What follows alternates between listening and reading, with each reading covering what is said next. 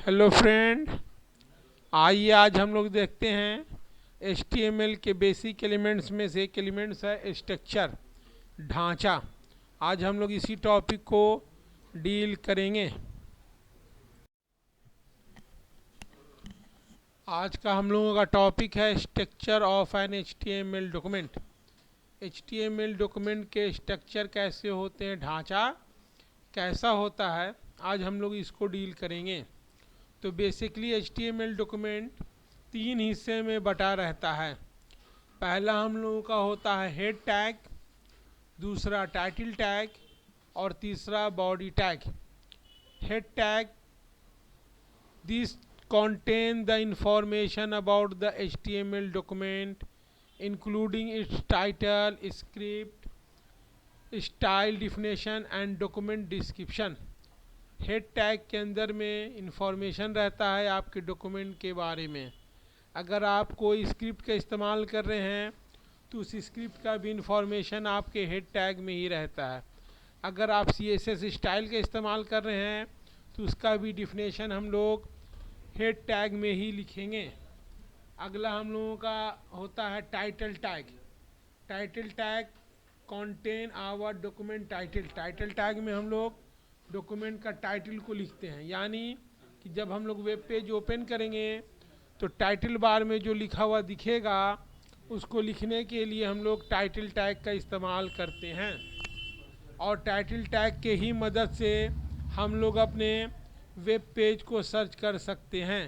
A title is also use to identify your web page for search engine.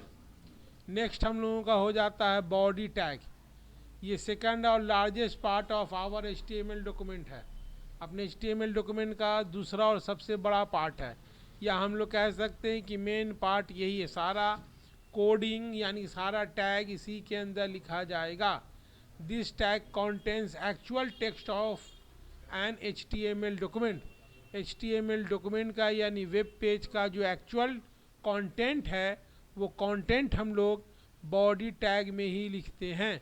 यानी कि subject matter हो गया, images लगाना हो गया, आपका टेबल लगाना हो गया, मार्क्यू का इस्तेमाल करना हो गया, सारा काम हम लोग जो है बॉडी टैग में ही करते हैं। This is also a container tag.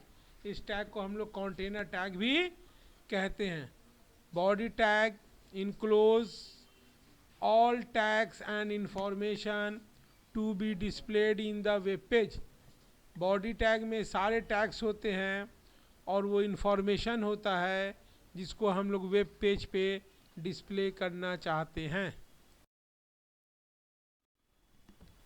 आइए अब हम लोग देखते हैं कि HTML डॉक्यूमेंट को कैसे लिखा जाएगा।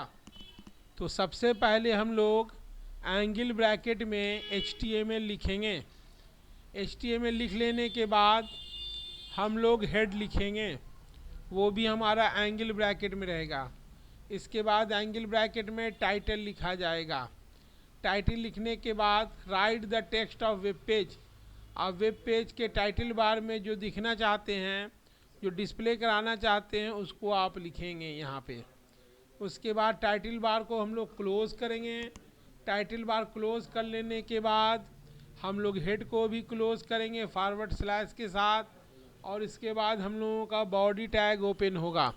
इसी बॉडी टैग के अंदर में ही बहुत सारे टैग्स होंगे और यहीं पे ही हम लोग subject matter of the web page लिखेंगे।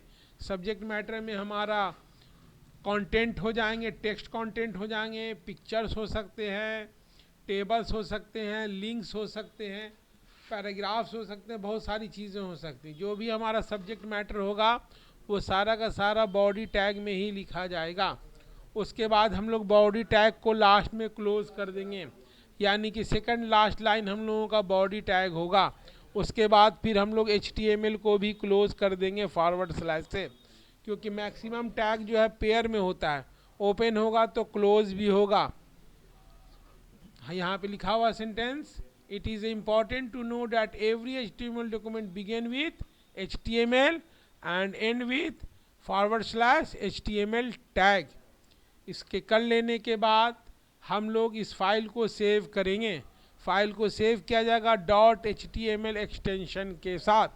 इसका एक्सटेंशन, हर फाइल का एक्सटेंशन, इस फाइल का एक्सटेंशन होगा dot HTML।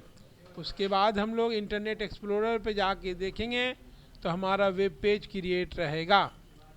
Thank you for watching.